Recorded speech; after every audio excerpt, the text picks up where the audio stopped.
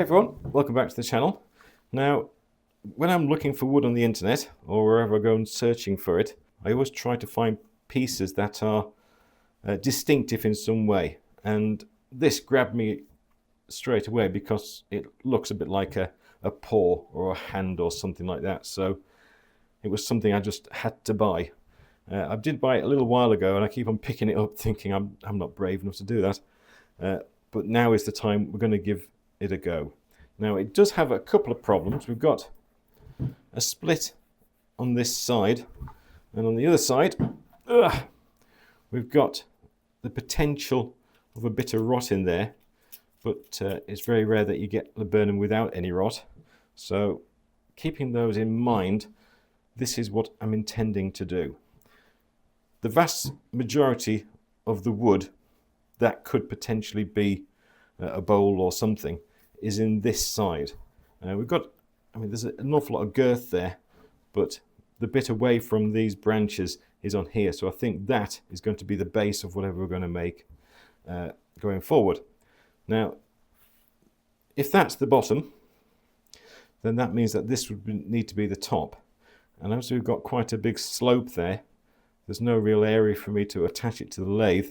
So I'm going to have to put this through the bandsaw and take a slice off the whole thing to create some sort of flat area here so we can mount it. Now, in order to put this through the bandsaw, I'm going to have to lose a little bit of this because I've only got a 10-inch depth of cut. So I'm going to quickly measure up where I need to take this off. We'll take a slice through here. I may just trim this back a bit as well and see what's going on in there. And then if all that goes well, we can start turning.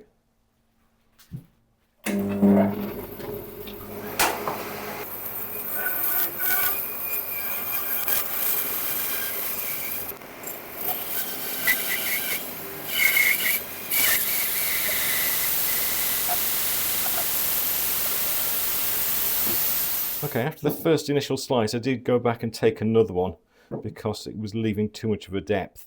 But I'm so glad I did because it's revealed this. As you can see, the pattern and figure in there is absolutely incredible. We've got a bit of a bark inclusions going on, but I don't care about those at all. This is gorgeous. Right, so with that extra slice, which is here by the way, that's where it came from. It's changed my mind completely about what I'm going to do with this. Now the figure from the crotch piece is generally through the middle. It's where all these branches intersect. So up here, although we've got a smaller branch there, there won't be as much figure high up in there as there is down at the base. So initially I was going to be turning it with this being the main bottom of the bowl, or whatever it's going to be, and this is the top. But if we did that, then we'd be turning all of this beautiful figure away. So I think this is going to be the base and this is going to be the top. And the idea is when we start taking this away and hollowing it out, then we'll start to uncover more and more figure inside. Now, I don't think we need this much thickness on the bowl this side because I want to be able to work into these branches here, and I can't do them and leave this the same width. So I'm just going to put this through one last cut on the bandsaw and take it down, take off this top area, so we're left with all the figure, all the crotch in this middle. Okay, cut off that bit, which can be used for something else, and we're left with our blank now to take to the next step. Now, okay, so let's just take a look at this and make sure that we are doing the right thing to it.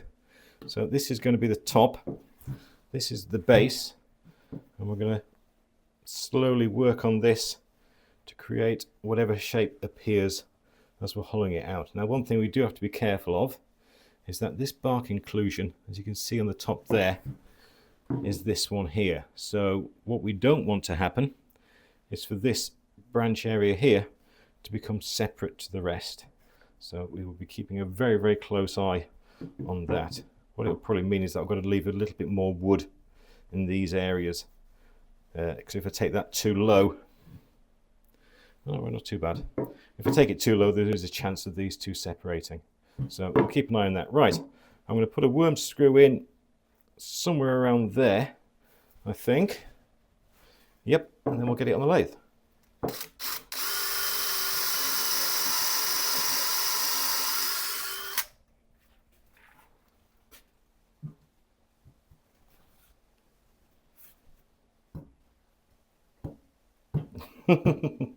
Why didn't I check that?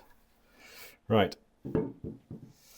Okay, my lathe can only handle up to 18 inches depth, and we've got just over 9 inches, which is half of 18, so I've just got to quickly trim off that edge. I'll do it sympathetically with a slight curve. Right, we'll try that again. Yes.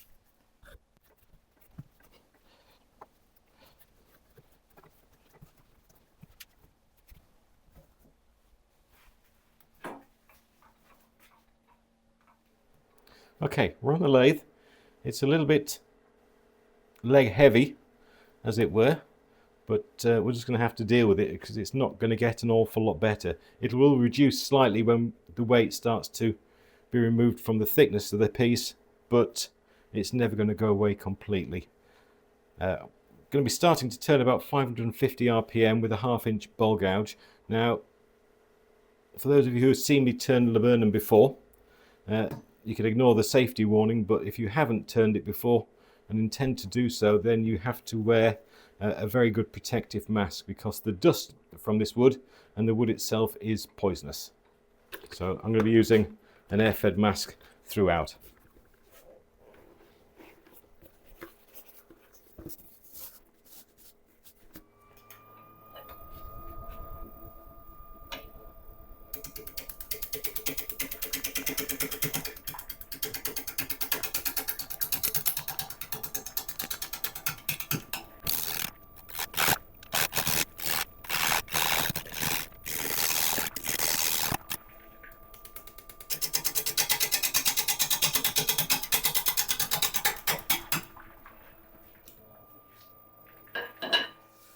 Okay, stop nice and early just to have a quick look at it, and it's going okay. We've got a bit of tear out on the limbs, but that's always going to be the case. When you're cutting a piece like this, you're mostly cutting fresh air. You're only going to cut it once in a while as it comes around, so it's very, very hard to keep that tool still, but as we progress that'll become easier and we'll get more attuned to it and the cuts will improve. Right, so I'm starting to flatten off this base. I think what I'd like to see is these areas starting to taper up. So just angle my tool rest a little bit and I'll just follow it using pull cuts, and we'll just start turning away these wings. I don't think I've ever had a strange looking piece on the lathe.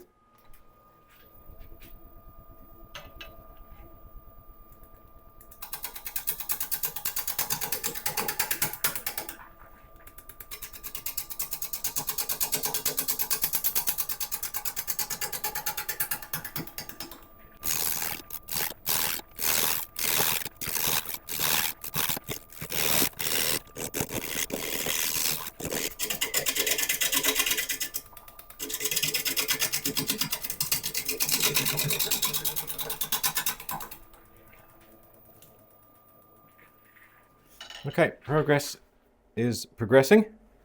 This is starting to get quite thin here, and there's nothing I can do about it.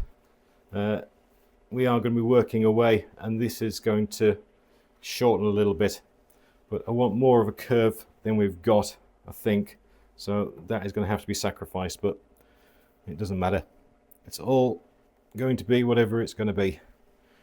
Right, continue. I'm starting to hit more on these edges as well, which is good.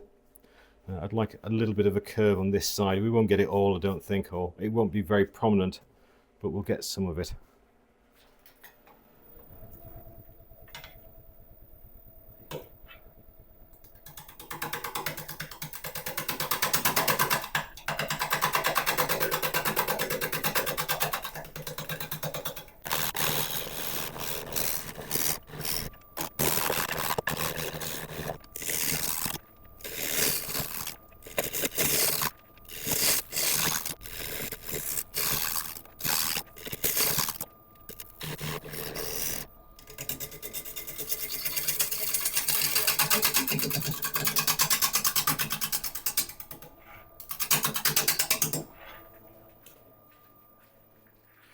I'm having to stop fairly often because when it's spinning you can't really make out an awful lot of what's going on. This is starting to shorten. We're nearly at the top of that, so that's fine. We expected that. We're cutting all the way around, which is good. There's a little bit of moisture left in this, so hopefully we won't suffer any cracks. I'm going to be keeping a close eye on this bark inclusion. I think before I start sanding, I'm just going to take it off the lathe and drip an awful lot of thin CEA glue into there before I put any finishing on it. But at the moment it'll be absolutely fine because there's plenty of wood on the top to hold it in place. So how much further do we want to get this curve? I think we're nearly there.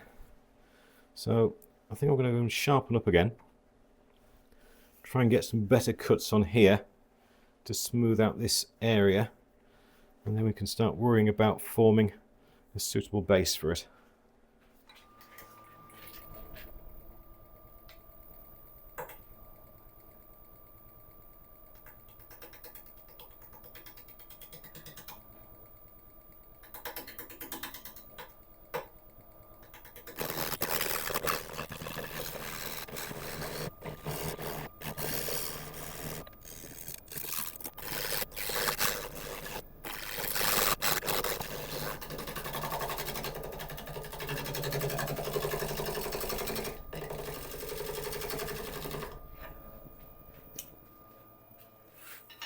Okay, these cuts were improving, but we're not going to win any awards quite yet. I think I'll just try a big scraper on there. Let's see how that goes. Just lift the tool rest up a bit.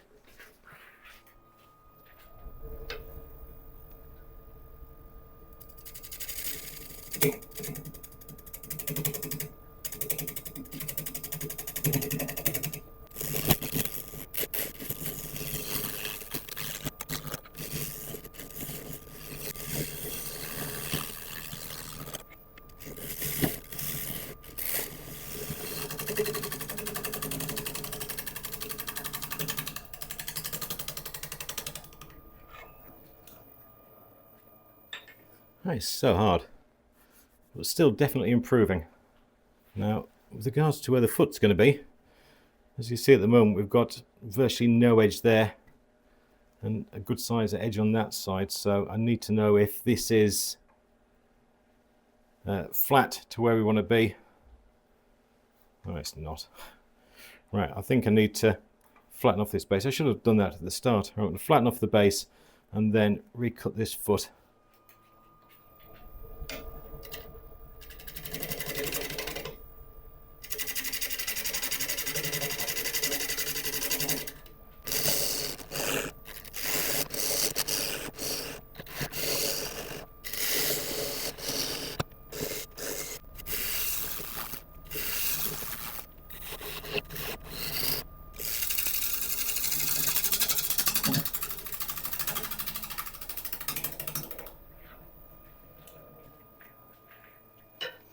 Okay, good. We started to create this foot, which is excellent. Have we noticed something else?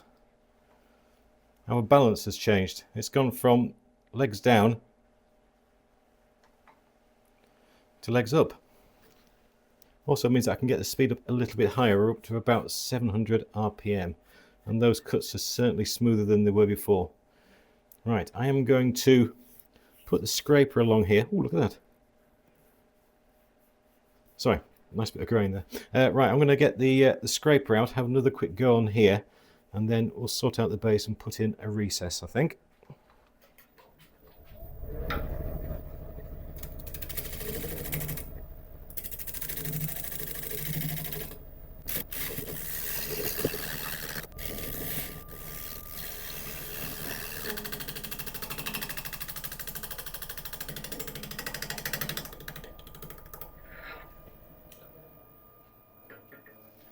Okay, this is really hard. Do you know what's not hard? Setting up your own website with Squarespace. This video is sponsored by Squarespace. Now, I've built a lot of things in my time, from bowls and vases to some downright questionable experiments. But when it comes to building a website, I wanted something simple that still looked professional, and that's why I've been using Squarespace. One of their best features is their AI-powered website builder. You let it know what sections you need on your site and choose a layout for each one, and it does the rest. When done, you can add your own images or choose from their extensive library, and then add your own text, or if you prefer, you can have the powerful Squarespace AI write the text for you. But of course it doesn't stop there.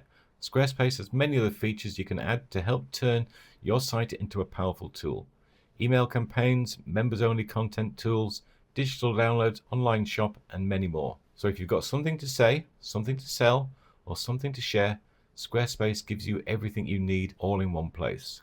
Head to www.squarespace.com/Mike Holton to start your free trial and test all these features for yourself. And when you're ready to launch, use code Mike Holton to save 10% off your first purchase of a website or domain. Okay, now I've had a good look at this, especially this bark inclusion that we've got going on here. And it seems to have changed the shape over the last few turns.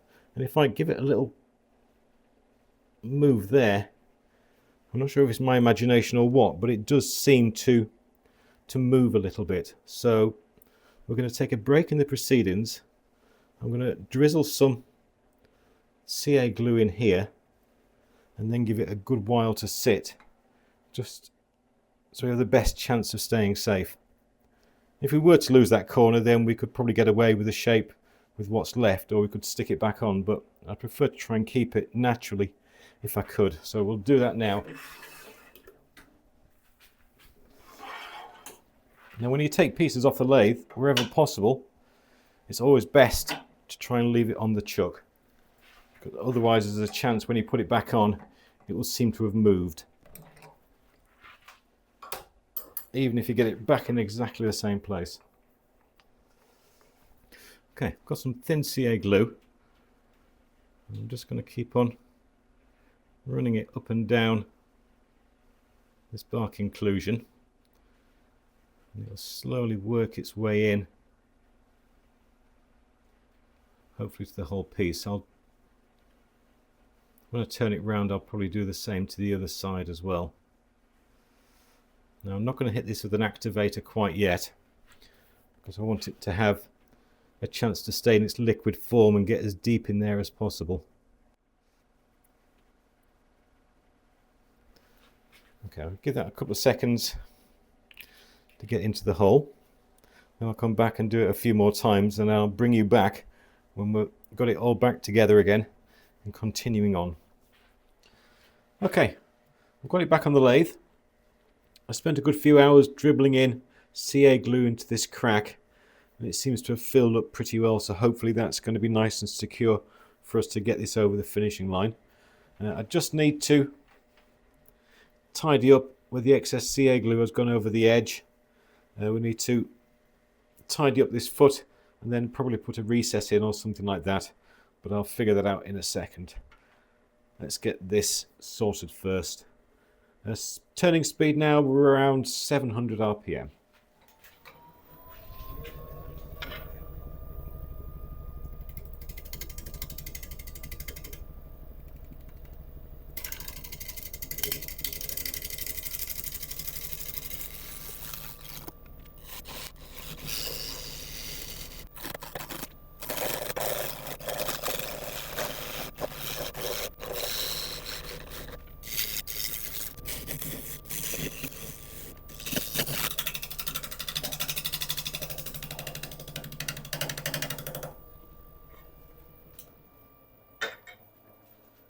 Okay, not bad at all. That all seems to be all right. Okay, let's figure out what to do in here. I think the safest thing to put in there will be a recess, but a nice big one. This small bark inclusion isn't going to give us too many problems, I don't think, and the recess will keep well away from this one. So I'll measure up for that. We'll put that in, and then we can sand.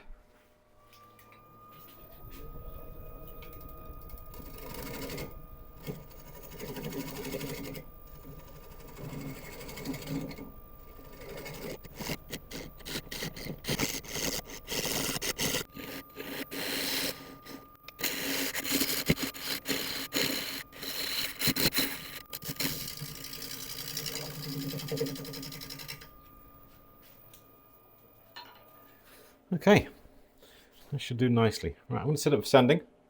I'll let you watch a bit of it and I'll bring you back when we're done.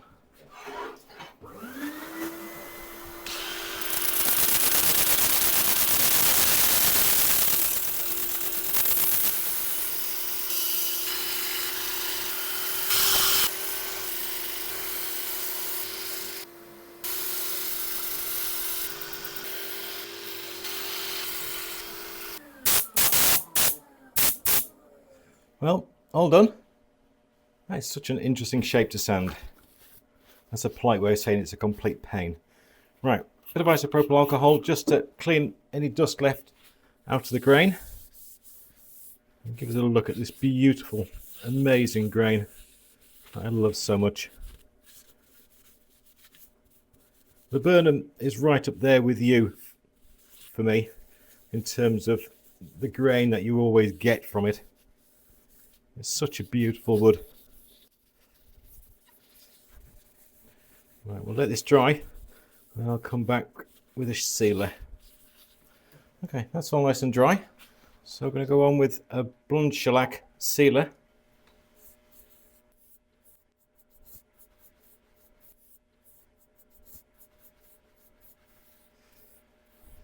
It's looking amazing.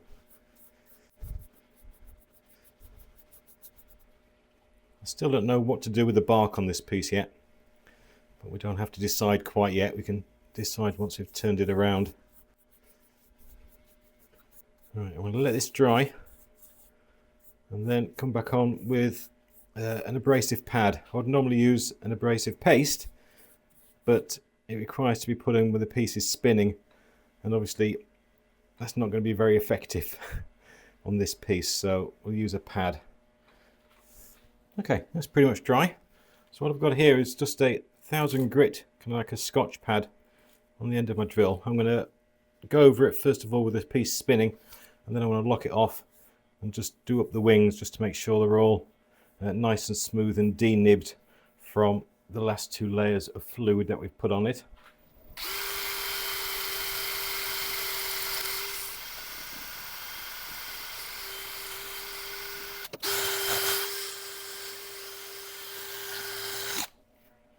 Okay, just give that a little wipe over, get any dust off there. Right, and now for a coat of the final finish, I think. Right, if you've used a blonde shellac sealer, then that will pretty much go with any kind of finish. You can put anything you want on top of it. I'm going to go on with a Howard Feed and Wax for this time. It's one of my favourite current finishes. It's incredibly versatile and it always does a marvellous job. The reason why I'm using this is because I haven't decided yet whether or not I'm going to be leaving the bark on or off.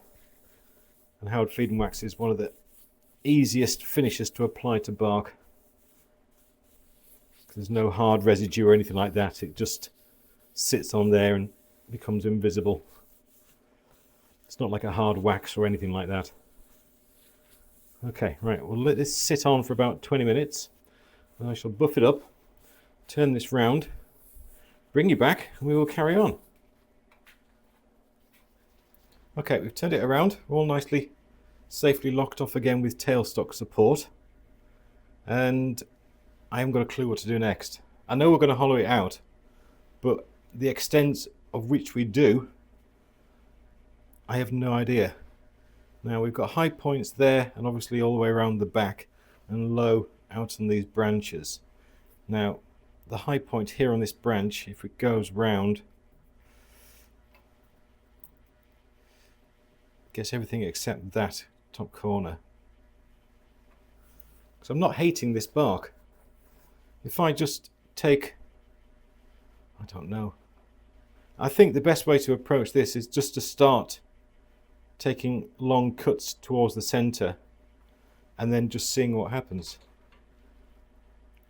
I'm sorry, it's not going to be any more scientific than that. Right, let's see what happens. Right, it's a 1/2 inch bowl gouge again. I've just sharpened up. I will put my mask back on and we'll continue.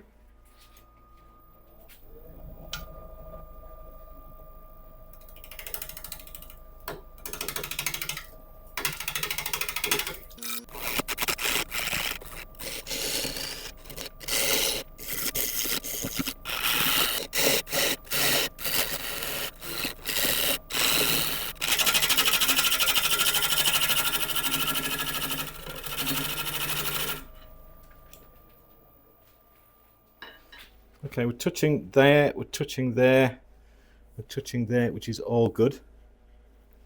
I guess what we're trying to do here is hunt the nice grain pattern. We've got a few bits of revealing themselves around there. I think we're going to have to go a little bit deeper to uncover them all. But I must admit, I'm liking a nice bit of chunk, a bit of depth on this side. We could easily go like 1/4 of an inch over the whole piece, but then we'd lose an awful lot of the bark and a lot of the character. So it may be we'll go for a bit of a compromise. If we go halfway down this end piece, leaving about an inch, what that'll do, that'll take us up to there. That'll take us there. There. Okay, that would work, I think. A lot of this bark would still be up here, and we'd be seeing wood and sapwood around this area. I think what will let guide us is any nice figure appearing in the center. So, all right, let's carry on. Taking it nice and easily. We're going to stop fairly regularly, just again to make sure that we're not missing any opportunities. I think I'll come in again about 1/4 of an inch on this side and work it towards the center again.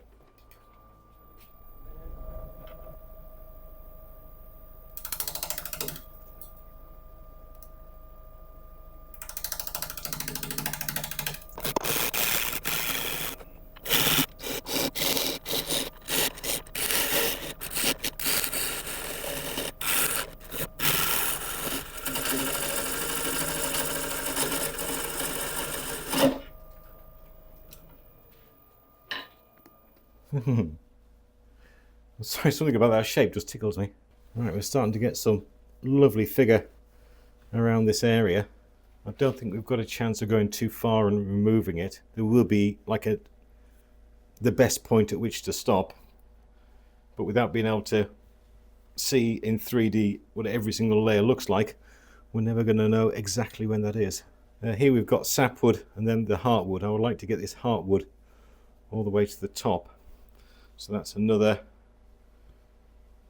1/4 of an inch, I think. So we'll go in with another 1/4 of an inch to get this up, maybe a little bit further, and see how that looks. This is exciting. I like this.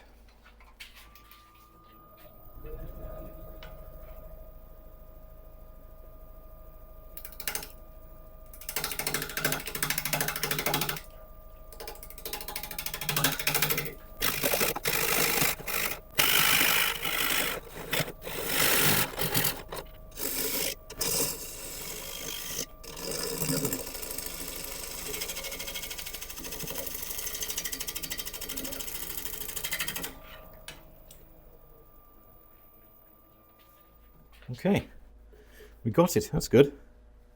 So, right, how's the grain looking? Absolutely gorgeous through there. Are we going to gain anything by going deeper? I think so, yeah. Right, if we go in another 1/4 of an inch. Right, another 1/4 of an inch. Let's see how that looks. Before I do that though, I'm just going to whittle this down a little bit.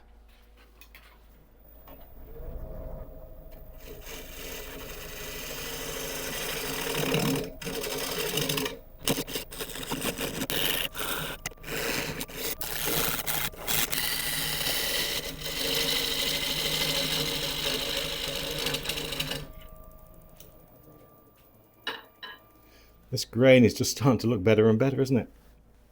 It's right in this middle here where the two branches were growing together. And that's producing some absolutely sparkling wood there. Right, do I go any further? Okay, let's do one more. How deep? Another 1/4 of an inch. Right, I'm going to do 2 passes at about 1/4 of an inch, and then I think we'll be there.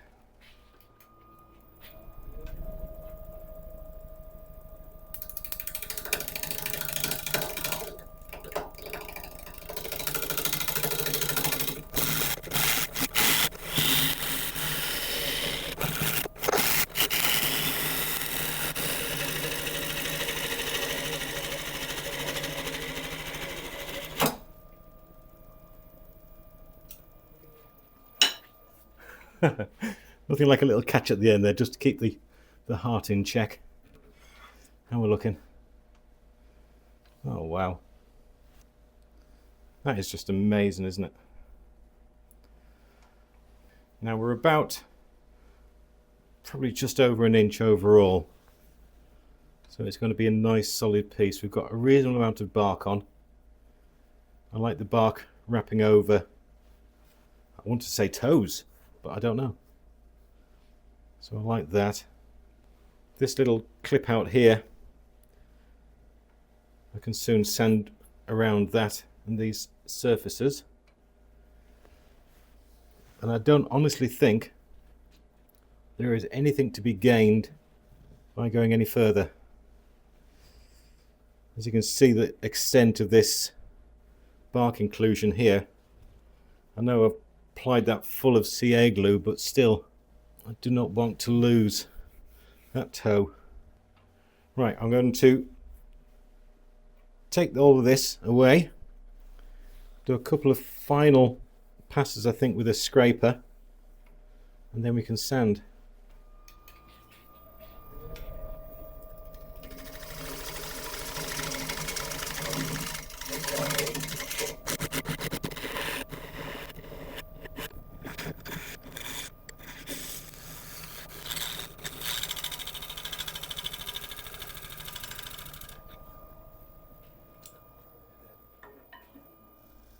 Marvellous. Right, I'm going to set up for sanding again. I'll let you watch a bit of it and I'll bring you back when we're done.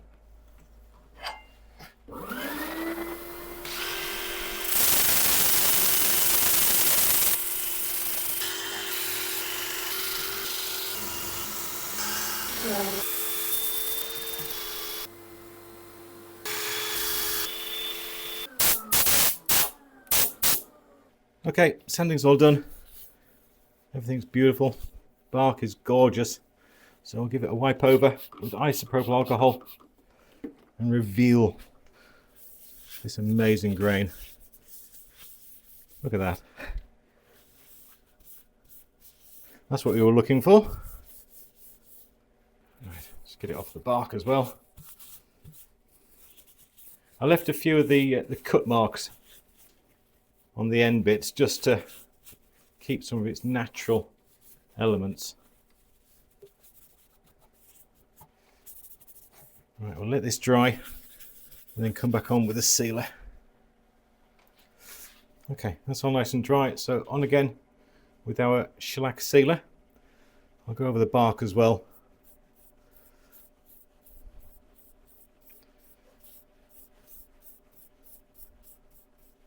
I think this reminds me of a Triceratops foot or some sort of dinosaur foot with the 3 toes. Absolutely adore the shape.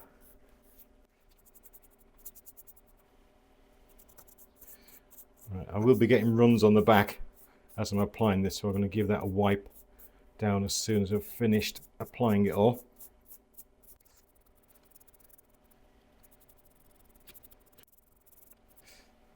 Okay, right, again, we'll let this... Look at that, sorry. Okay, right, we'll let this dry and I'll come back on with the abrasive pad again. Okay, that's all nice and dry. One thing, have you noticed now that the balance is almost perfect, which means I've picked a pretty good spot for the centre. I'm quite chuffed with that. Right, I'm going to quickly go over again with the abrasive pad. I'm not going to worry too much about the bark because that won't make much of a difference.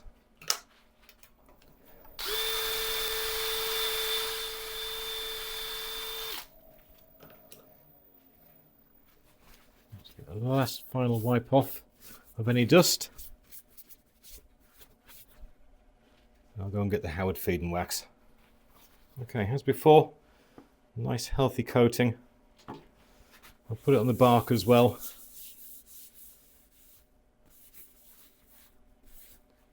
Now when this has gone in, I'll take a good look at it and decide if I want to put any more coats. But generally 2 is as much as you need. It doesn't give a high shine, this stuff, but it does give like a wonderful luster to the wood.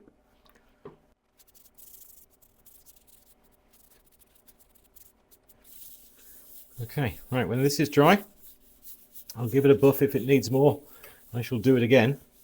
And when I think it's done, we'll take it off the lathe. I'll give it a quick buff up on the linisher.